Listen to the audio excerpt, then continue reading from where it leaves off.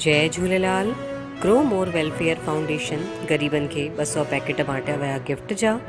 बिलासपुर नगर जी संस्था grow more welfare foundation शहर जे अलॻि अलॻि इलाक़नि में वञी करे ग़रीबनि ऐं ज़रूरतमंद माण्हुनि खे ॿारनि खे 200 पैकेट गिफ्ट बांटियनि, जंहिंमें पटाखा, मोमबत्ती, मिठाई, नमकीन हुया। संस्था जा अध्यक्ष अश्विनी विश्वकर्मा ॿुधायनि त संस्था कोरोना काल में भी ज़रूरतमंद माण्हुनि खे सुकल राशन ऐं जानवरनि खे चारो खिलाईंदी हुई। बरसात में शहर खे हरो भरो रखण लाइ कई जॻहनि ते पौधारोपण कयो वियो। संस्था हर समय कुझु न कुझु समाज जे हित जा कार्य कंदी रहंदी आहे। त हिन ई कड़ीअ में हिन दिवाली जे पूर्व 200 पैकेट ग़रीबनि में वितरण कया विया, ताकी उहे भी दिवाली मल्हाए सघनि।